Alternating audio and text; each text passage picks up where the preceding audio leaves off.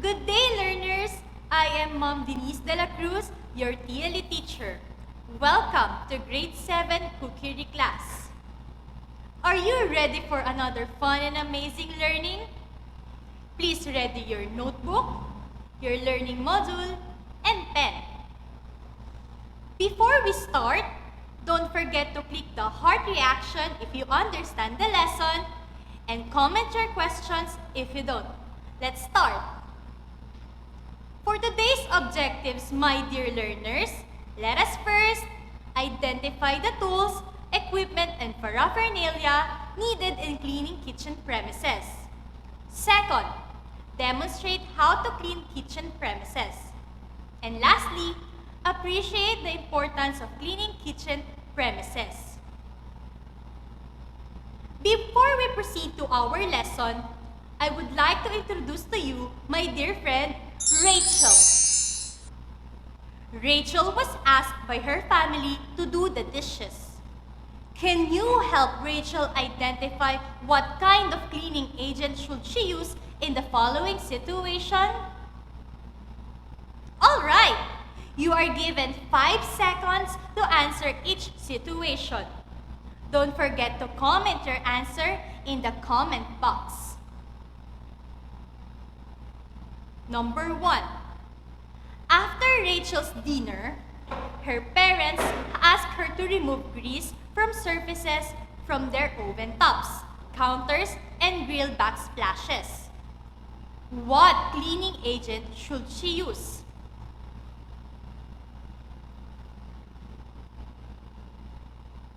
Very good!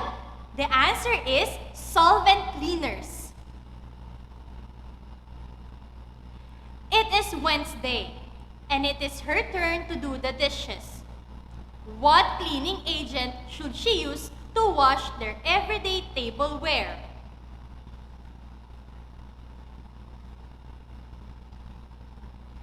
Excellent! The answer is detergents. Number 3. She cannot remove the hard dirt and stain from their frying pan using a detergent. What type of cleaning agent should she use?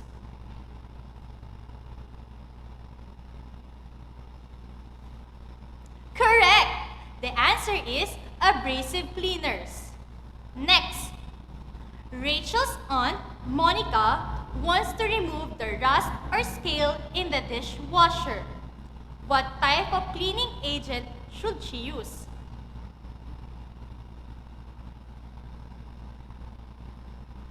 Correct! The answer is acid cleaners. Thank you for helping Rachel in her chores. It seems that you fully understood the lesson last week.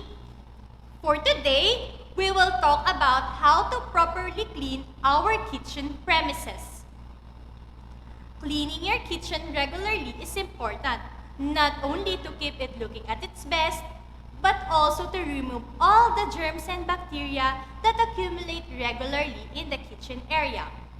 There are several surfaces around the kitchen, and by making a homemade cleaning solution, you can easily clean most of the surfaces with one basic mixture of household ingredients that are probably already in your kitchen cupboards. Do you have an idea about the tools you'll need in cleaning your kitchen premises? Very well. You'll need a broom, cleaning rags, and bucket. So, how do we clean our kitchen? First one is to collect loose dust by sweeping the kitchen floor with a daily broom. Second, wipe down countertops, tables, and other surfaces with a cleaning rag. And third, in order to remove sticky buildup, wipe it with a damp cleaning rag and wipe a damp mop over your kitchen floor. How to clean and store cooking tools and equipment. Soak all used mixing bowls, spatulas, measuring spoons and cups, and mixer accessories in a tub of warm water. Use a damp washcloth to wipe off any stray splatter from the counter's piece on nearby areas. Wash all used baking items, tools, and accessories by either hand washing or loading in a dishwasher. Dry all tools and equipment by air drying rack or wiping with a clean dry dishcloth. Make sure all tools and accessories are dry before storing. Next is, you need to soak used pans and muffin tins in a warm water with dishwashing solution to soften the baked-on or burnt food.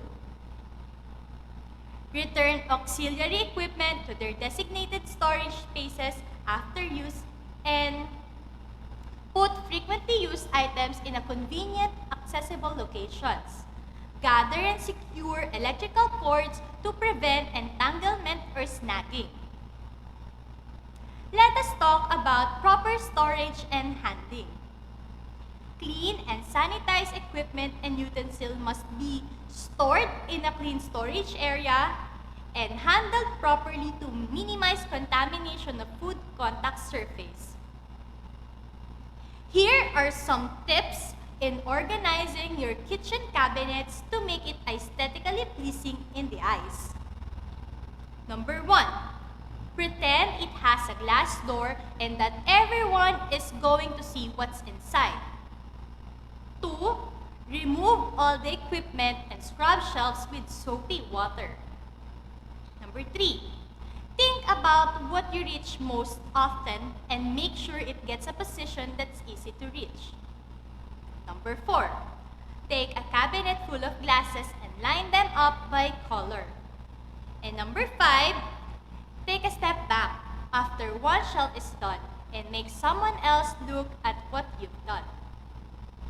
Next is how to store your washed utensils. Utensils should be stored in a clean, dry place adequately protected against vermin and other sources of contamination. Cups, bowls, and glasses must be inverted for storage. Utensils and containers must be covered or inverted whenever possible. Utensils must be stored on the bottom shelves of open cabinets before the working top level.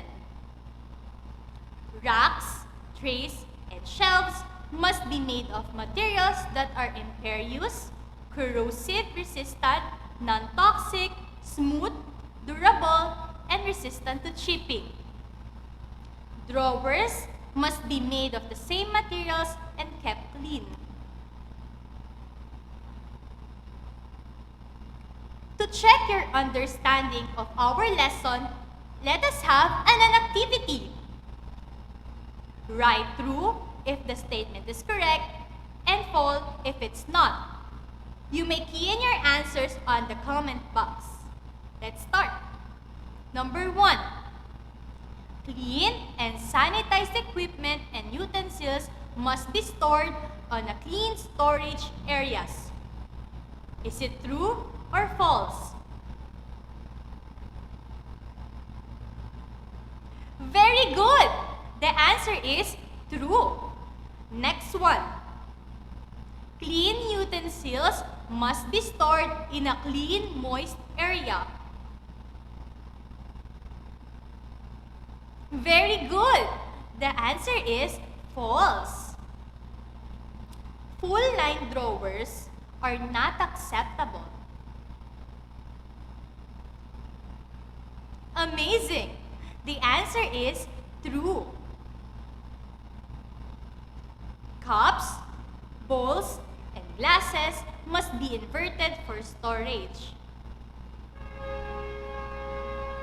The answer is true. And number 5, racks, trays, and shelves must be made of any kind of materials. Correct! The answer is false. Way to go, students! Now, let us have another activity. I have here a series of pictures, and all you need to do is to identify what tools, equipment, or paraphernalia is or are needed in the following situations. Type your answer in the comment box. I will be giving you 5 seconds for each situation to comment your answer in the comment box. Number 1. Can you guess the name of the tool used?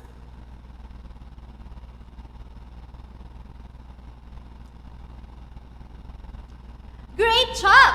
The answer is broom. How about this one?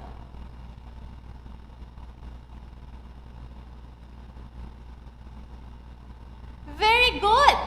The answer is kitchen rag and all-purpose cleaner in a spray bottle.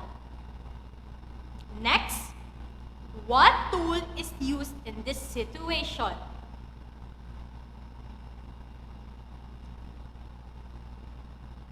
Excellent! The answer is mop and water bucket. How about this one?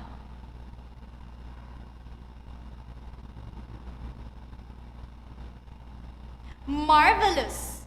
The answer is cleaning rug.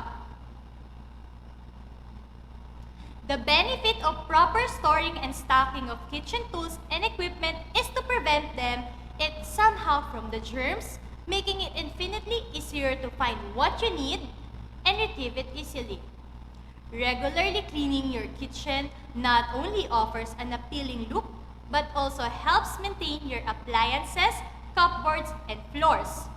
Residue and build-up from lack of cleaning can result in costly maintenance, repairs, as well as decreased functionality in your appliances. Can I have a hard reaction if you understood our lesson for today? Congratulations, learners! Your time and effort in participating in this lesson prove that you are ready in answering the activities in your learning pocket. For your assignment, kindly answer what I can do in your Week 4 TLE7 learning module. If you have any questions, don't hesitate to message your TLE teachers. Surely they will attend to you immediately. Thank you very much for making yourself connected in today's lesson. Keep safe, everyone. See you again in our next Valenzuela FB Live. Bye!